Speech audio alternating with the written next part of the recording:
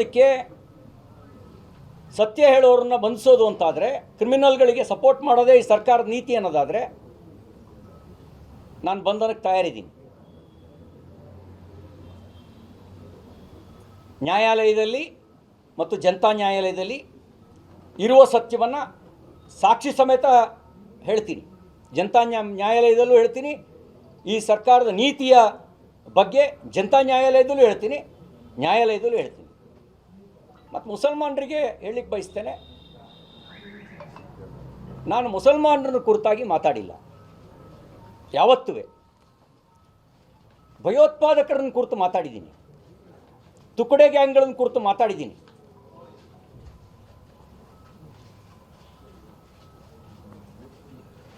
ನಿತ್ಯ ಮಾತಾಡ್ತೀನಿ, ಅದು ನನ್ನ ಕರ್ತವ್ಯ. ಒಬ್ಬ ರಾಷ್ಟ್ರಹಿತದ ಹಿನ್ನೆಲೆಯಲ್ಲಿ ರಾಜಕೀಯ ಕ್ಷೇತ್ರದಲ್ಲಿ ಕೆಲಸ ಮಾಡ್ತಿರ್ತಕ್ಕಂಥ ರಾಜಕೀಯ ಕಾರ್ಯಕರ್ತನ ಕರ್ತವ್ಯ. ರಾಷ್ಟ್ರಕ್ಕೆ ಹಾನಿ ಮಾಡುವ ಸಂಗತಿಗಳ ವಿರುದ್ಧ ಧ್ವನಿ ಎತ್ತೋದು ನನ್ನ ಕರ್ತವ್ಯ.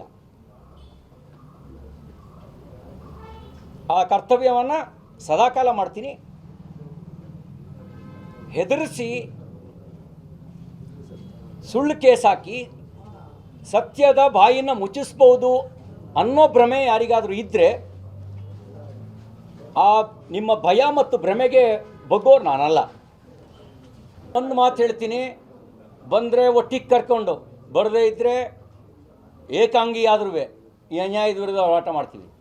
ಇಲ್ಲಿಯ ಭ್ರಷ್ಟಾಚಾರ, ಇಲ್ಲಿ ಅಕ್ರಮ ಸಕ್ರಮ ಮಾಡ್ತಿರೋದು, ಈ ಎಲ್ಲದರ ವಿರುದ್ಧ ಹೋರಾಟ ಮಾಡೇ ಮಾಡ್ತೀವಿ.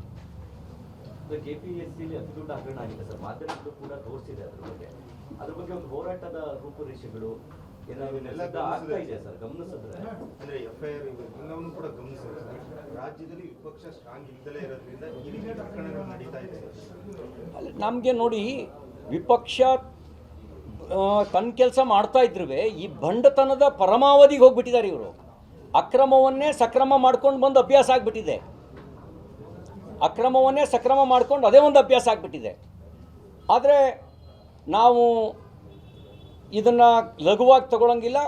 ಯಾಕೆ ಅಂತಂದರೆ, ವಿದ್ಯೆ ಕಲಿತ ಮೇಲೆ ಪ್ರಾಮಾಣಿಕರಿಗೆ, ಪರಿಶ್ರಮಗಳಿಗೆ, ಮೆರಿಟ್ಗಳು ಓದ್ದವರಿಗೆ, ಬಡವ್ರ ಮಕ್ಕಳಿಗೆ ಕೆಲಸ ಸಿಗದೇ ಇದ್ದರೆ KPSC ಹಾಕಿರಬೇಕು.